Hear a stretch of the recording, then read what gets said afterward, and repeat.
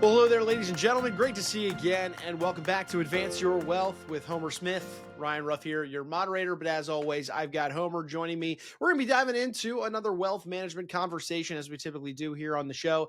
And, as we've moved deeper into 2025, a new year upon us, Homer and his team have been talking with a lot of business owners, per usual, and they've seen an increase in the interest and urgency to get transactions done in this new year.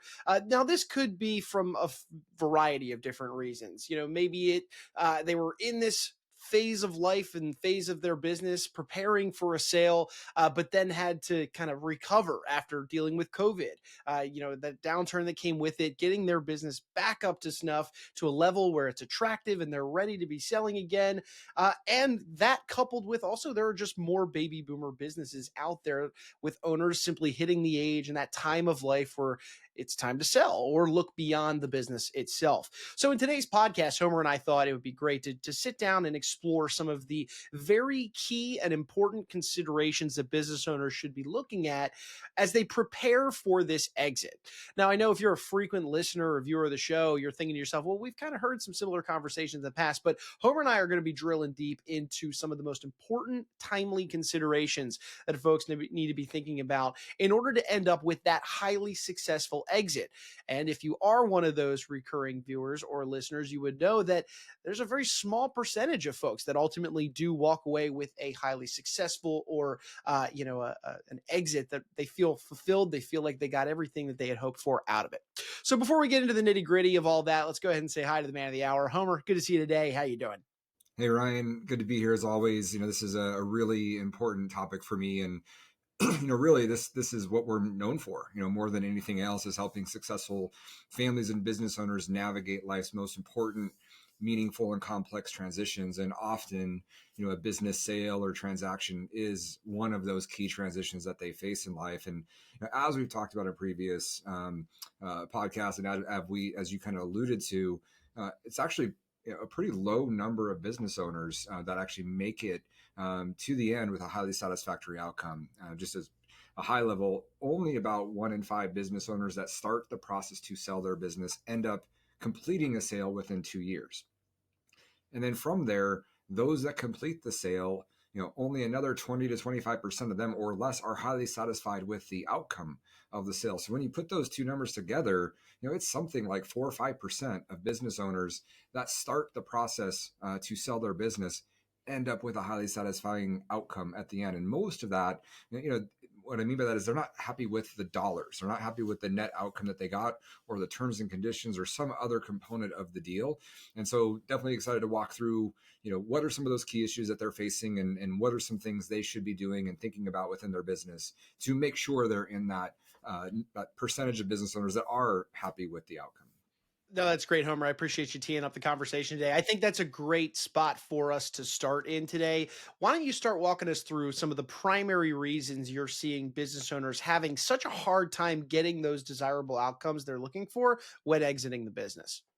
Yeah, the thing that I really think too is that the best things happened when things are aligned for that. And when it comes to the sale of your business, there's really 3 key areas of readiness that need to be aligned to get the best outcome in that transaction. First is the business ready. Second is the market ready. And then ultimately is the owner ready. Now, it doesn't mean that if all 3 of those aren't fully, completely aligned, that you can't get a deal done, that you won't complete a transaction.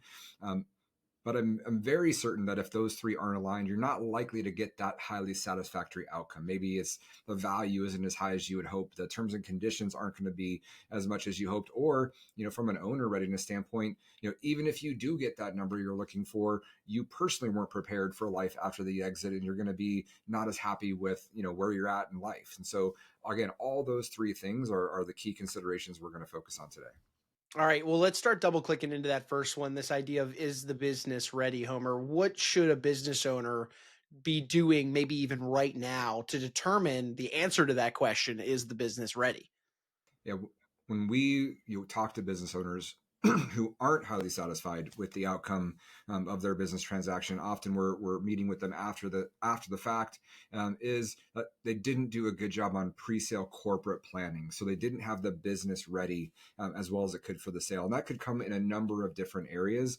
It could be that their financials were just a mess. They could be making a lot of money, but just the way that they were managing their financials and producing their financials did not give a lot of confidence to the buyer that those financials were going to be able to be, continued into the future. Are sales in a positive trend, or are they trailing off, or margins starting to shrink? How's the management team? A lot of times the biggest money today for acquisitions is coming from private equity. Well, private equity, their preference is that the existing management team is going to stay on board, and that the private equity group is going to be able to make investments into the business to support its growth, but that they don't have to spend a lot of time bringing in new management. They want that existing management team to be ready to execute and run right away from the business. What's their customer concentration look like? We've worked with business owners where almost 100% of their revenue comes from one client. And while that's might work out really well for the existing owner because they've got a significant relationship with that one client, for a new buyer, that presents a significant amount of risk. And so, how have you managed your customer concentration? And then in other areas, what amount of your revenue is what would be considered recurring, where it's going to repeat every month or every year, and buyers are going to pay a higher multiple when there's more consistent, certain revenue under contract coming in each month, each year. So all of these things are factors. There's many more in addition to that, but have you really looked at your business 2-3 years in advance of a potential sale and identified where are the areas that are doing really well that you're going to really be able to emphasize and highlight, and where might be some areas that you may not want to or even be able to fix, but at least you're aware that that might be an issue for a buyer, and you can really prepare for how you're going to present the company in the best light to minimize that issue when it comes to talking to the buyer about the value of the company. Sure thing, Homer. I mean, this all makes sense in terms of developing a good plan to really optimize that outcome that comes beyond selling the business. But as you mentioned at the top of the conversation, even if you're doing a great job of that and making sure the business is ready, doesn't necessarily mean that your plan may really work out in the end. Let's now get into that second element you mentioned. Is the market ready? Talk me through how this plays such a big role in the timing consideration of things. And unfortunately, I have a great example of the market not being ready with a business owner client we had. Heading into 2020, it had significant growth over the previous few years, had like doubled the business over the course of the previous 5 years. Management team was in great shape. The owner was ready. So the business and the owner were ready. And then right as we started doing the management team meetings with the potential buyers, COVID hit. Market shut down. Interest rates were immediately spiked, although they eventually came down later. But it created obviously an insane amount of uncertainty that basically scared away all the buyers for the initial few months as we went through COVID, and we're figuring out what was going to happen next. And so they lost the deal strictly because the market in that case wasn't ready. The stock market, the interest rate environment was kind of going haywire and volatile, and so it didn't create a great environment for acquisitions. And so that's where we mean, is the market ready? So where are interest rates? Where is the economy? Where is the appetite for certain industries and certain types of businesses? Right now, over the last number of years, there was extremely high value placed on startup tech companies that would become these unicorns, these private companies that would get over $1 billion valuations sometimes before they even showed a single dollar of profit. But it was the possibility of what those might become that attracted a lot of dollars and a lot of high value. What we see more lately is that those dollars are now more being attracted to solid businesses with solid profitability and a consistent history of profitable or profits rising each year. And so those are more attractive right now. So it just depends on a number of different factors and whether the market is either ready or at least in an ideal spot for you to get the ultimate value and the outcome that you want for your business. This all checks out to, I think, most folks listening and watching, Homer. But you would think, though, that if the business is ready and the market is ready, well, the owner's got to be ready, right? So walk me through why, in some instances, owner readiness still plays its own very unique role in this conversation. and why owners may still end up being unsatisfied with the different terms and conditions or ultimately the outcome of a given sale when you're looking at a situation where, let's say, the business is ready and the market is ready, but the owner maybe isn't. Talk me through this one. Yeah, and really in this one, it kind of breaks down into two separate components. The first one is the business owner financially ready.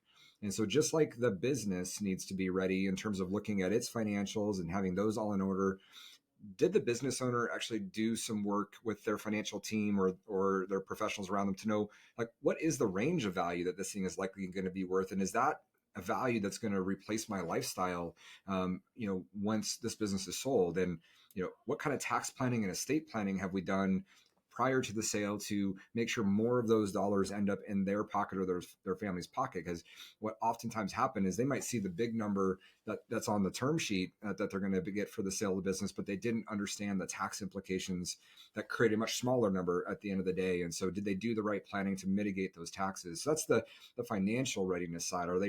Did they do all the work to make sure that the net outcome they were going to get from that business sale is going to be enough to live the lifestyle for themselves and their family that they wanted? The second component of it, and probably the one that's most overlooked out of all of these, is the mental readiness of the business owner. A lot of the business owners we work with are founders of these businesses that have built this business for 10, 20, 30 plus years. It's like another kid of theirs, and it's really their purpose. It's what they get up every day for 20, 30 years for. All of a sudden, that business, if it's sold and is gone, they're not prepared for what they're going to do next with their life. What's going to drive them and get them excited every day? I mean, yes, they can play, so much golf, they can travel, they spend more time with their family, and all those things are important. But if there's not something that's like lighting that fire every day, what we often find is many business owners, even if they get the number they wanted, can end up with a high level of anxiety or even depression once they sell their business, because they didn't plan for what they were going to do to keep themselves mentally and physically active post transaction. So again, both of those are critical pieces of that owner readiness. Sure thing, Homer. So you there, yeah. I mean, there's three components you mentioned: is the business ready, is the market ready, is the owner ready? With all of these factors playing their own very important role in this moment where the business owner is preparing a business to sell, are there any actionable items or any key takeaways from today's conversation that you would urge business owners out there scratching their head thinking, oh, maybe I should be thinking about this or that? Any final thoughts or parting pieces of advice you would give to both business owners that are thinking about selling in the near future? Yeah, that's a great question. There's the way I look at the world is there's things we can control, there's things that we can influence, and there's things that we can't control or can't influence. And so when it comes to getting your business ready and yourself ready for a sale, the ones that you have the most control over is the business ready and are you as an owner ready? And so, starting as far in advance as possible, 2, 3 years at least, ideally even longer, where you can start to, really build the business for a potential sale, even if you don't want to, even if you're not planning to sell this thing for 10, 15, 20 years. Is the business being designed in a way that if certain things happened in your life, if the market just happened to be super ready for that type of business and the market was paying, excessive multiples for that business, are you in a position to be ready to actually go to market if it was financially viable and made sense to do so? So starting early, building the team around you. So making sure you have the right CPA or financial team, the right legal team around you, the right financial advisor and financial team, and even very early in the process. Again, even if you're not planning to sell anytime soon, bringing in the right investment banking community around you to be able to give you updates on where is the market right now, how does your business compare to others that they've seen transact recently. They can give a lot of insight very early in the process. And working with the right team over years, over the multiple years, are going to be in an amazing position to tell your story to the market when the business and when the owner is ready. So it's really all those key components. And then that mental readiness component, as I mentioned earlier, that's often overlooked. Start to think as early as possible of what is going to be your purpose when this business is no longer here. Is it going to be another business? Is there a charitable cause that you care about, or something for the world that you're going to want to make a dent in? But what is that going to be that's going to keep you healthy and active? And what kind of community do you want to be a part of when you don't have that business to go to every day? So start Yeah. early, build a great team around you, and then really start to think through and prepare for that mental readiness. I love the mental readiness part of it, Homer. I mean, we talk a lot on the show about living a life of significance, and very much does a life of significance encompass, well, the entirety of your life, the life after your business. So, love that you touched on that point as well. Homer, for any business owners out there that are thinking to themselves, hey, gosh, I've got some work to do in terms of prepping my business for that sale, whether it is right around the corner or if it is in, like you said, 5, 10, 15 years from now. And they could benefit from a conversation just to start there, talking through their unique situation and the variables at play. What would be the best way somebody can reach out to you and your team and just open up that dialogue? Yeah, I mean, as I mentioned at the beginning, this is really what we're known for, is really helping business owners navigate these complex, meaningful, important transitions in their life. And so we've really built our team and our process around helping our business owner clients recognize the readiness levels of each of these for them. Is the business really ready? Is the market ready? And working with other great professionals around us to help us assess that.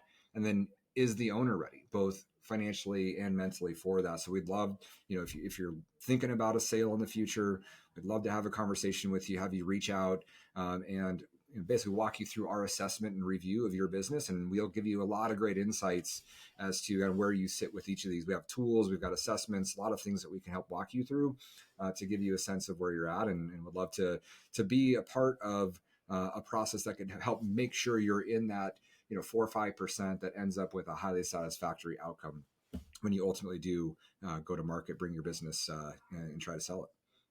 Fantastic. Well, Homer, I know you've got clients serving a busy day ahead of you, so I'll let you get back doing that, but appreciate you carving some time out for us today, and wish you the best of luck here moving forward. All right. Thanks, Ryan. Of course, of course. And folks, look, we want to take a final moment, as we always do on this show. Thank you for being a part of our day and making us a part of your day. If you enjoyed today's discussion, if you learned a thing or two about this idea of getting your business ready for sale, make sure you hit that subscribe button on whichever platform you checked us out on today so that you don't miss out on future conversations where Homer and I dive into these different wealth management topics. But look, for Homer, I'm Ryan. We're going to go ahead and say so long now, but we appreciate each and every one of you stopping by and being with us today on Advance Your Wealth.